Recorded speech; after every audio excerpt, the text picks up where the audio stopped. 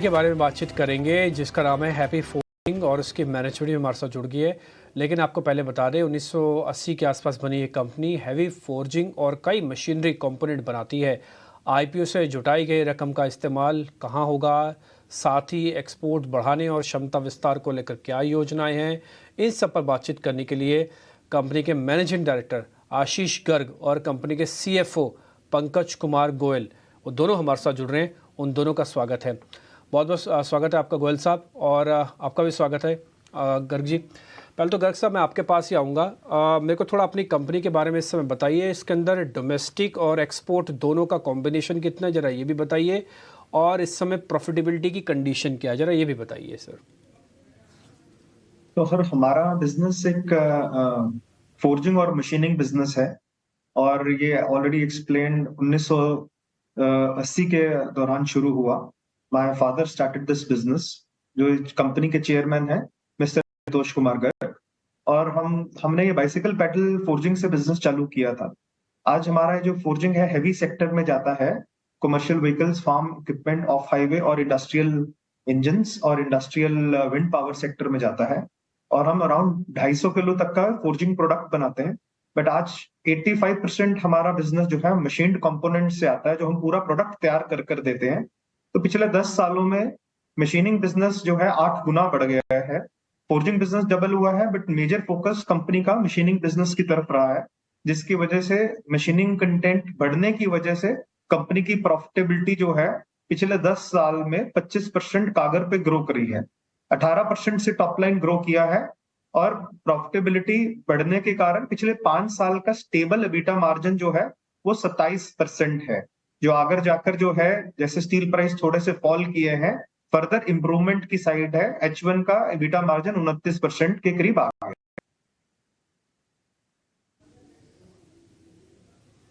ठीक है गर्ग साहब, बिल्कुल ठीक है। आपने काफ़ी अच्छी चीज़ हमको बता भी दी है। मैं एक बार ज़रा पंकज कुमार गोयल से बातचीत कर लेता हूँ, जो आपकी ही कंपनी के सीएफओ हैं। गोयल साहब, इस समय मेरे को आप ये बताओगे कि कंपनी की बैलेंस शीट में कैश और डेट की कंडीशंस क्या है? सर देखिए, कंपनी की जो बैलेंस शीट है वो बड़ी स्ट्रांग है। We don't believe keeping out the, हम कैश नहीं रखते हैं बहुत ज्यादा, हम डेट को रिपे कर देते हैं, उससे रिड्यूस कर देते हैं।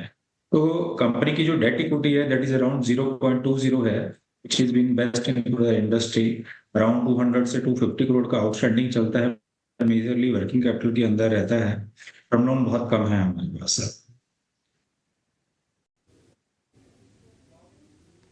ठीक है गर्ग साहब, मैं वापस आपके पास ही आ रहा हूँ। ये जो रकम आप जुटा रहे हैं सर, इसका इस्तेमाल कैसे होगा? एक्सपेंशन पे होगा या फिर किसी और चीज़ में? तो सर 400 करोड़ रुपए का हमारा प्राइमरी फंड रेज है, जिसके अंदर अराउंड 150 करोड़ जो है हमारा कैपेक्स के पास कैपेक्स में लगेगा। अराउंड 150 से 170 करोड़ रुपए हमारा रीपेमेंट ऑफ लोन है, बाकी हमारा जनरल कॉर्पोरेट पर्पस है। तो हमारा रेगुलर बेसिस पे अराउंड 70% कैश अप्रूवल जो है हमारा हर साल कैपेक्स में लगता है। तो ये जो कैपेक्स रहेगा ये इन एडिशन टू हमारा रेगुलर कैपेक्स जो हर साल लगता है उसके इन टॉप ऑफ दैट रहेगा। तो हमारा कुछ 3 साल का, अगले 3 साल का प्लान्ड कैपेक्स जो है तकरीबन 900 से 1000 करोड़ के बीच में रहेगा। तो ये जो 150 करोड़ है ये in addition to the capex which is already planned for this year. ठीक है आशीष, बहुत अच्छा लगा आपसे आज बातचीत करके। और आप काफ़ी गुड लुकिंग लग रहे हैं और काफ़ी यंग भी है, और हमें अच्छा लगता है कि जब यंग जनरेशन्स के हाथ में वो कंपनी जाती है। और इस तरह से जैसे मैंने आपसे क्वेश्चंस पूछा तो आपको सारे आंकड़े टिप्स पे याद थे, तो बहुत अच्छा लगता है इस तरह से मैनेजमेंट से बातचीत करके। जिस देखिए कैसे बिजनेस को अच्छे से संभाल रखा है उन्होंने। आशीष, बहुत शुक्रिया, thank you very much. Pankaj ji, आपका भी बहुत बहुत शुक्रिया। जल्दी आप दोनों से वापस मुलाकात होगी अच्छे नोट पे, और फिर हम आपके सामने और लंबी चर्चा करेंगे सर। बहुत शुक्रिया आप दोनों का आज कार्यक्रम में जुड़ने के लिए। गुरांग सर, दोनों मैनेजमेंट को ऑलरेडी आपने सुन लिया। अगर आप हैप्पी फोर्जिंग पे बात रखेंगे तो ठीक है, नहीं तो कम से कम नज़ारा के बारे में बता दीजिए। ये तो थोड़ी लिस्टेड कंपनी हो चुकी है, पुरानी भी है, और इसमें आपने देखा भी होगा इनके बिजनेस को। तो पहले दूसरी कंपनी पर आते हैं, हैप्पी फोर्जिंग। हालांकि कोई आईपीओ नोट नहीं है, इसलिए विशेष रूप में टिप्पणी नहीं करूंगा, लेकिन जो भी टिप्पणियां अभी मैनेजमेंट ने और जो भी प्रश्न आपने मैनेजमेंट के सामने रखे और जो भी उत्तर मिला और जो क्षेत्र में कामकाज कर रहे हैं, और अच्छी बात यह है कि ये पैसे जो आईपीओ से जुटाएंगे वो अंदरूनी कैपेक्स और विस्तार योजनाओं के लिए खर्च करेंगे। और पहली बात तो जिस क्षेत्र में ये अपने सुविधाएं उपलब्ध कराते हैं, इंडस्ट्रियल इक्विपमेंट और ऑटो सेक्टर, ये दोनों ही आगे बढ़ते हुए सेक्टर है, तो जाहिर है कि आने वाले भविष्य में इनको और ऑर्डर मिलने की संभावना है और उसके आधार पर नतीजे सुधरेंगे। अब प्रश्न ये उठता है कि आईपीओ कितना गुना सब्सक्राइब होता है और लिस्टिंग किस प्रकार की होती है, लेकिन जो भी टिप्पणियां मैनेजमेंट ने करी उसके आधार पर लग रहा है कि कामकाज बेहतर है और आने वाले भविष्य में इससे बेहतर कामकाज हो सकता है। अब आते हैं पहली कंपनी के ऊपर, नजारा टेक।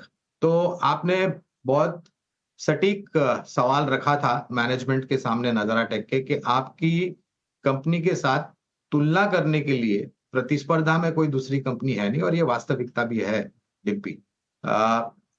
भारत देश में युवा पीढ़ी की जनसंख्या काफी अच्छी है, करीबन 35%, और स्क्रीन टाइम जिसे हम कहते हैं, जो लोग अपने मोबाइल पर खर्च करते हैं अपना समय, वो निरंतर ऊपर के तरफ बढ़ता जाता है।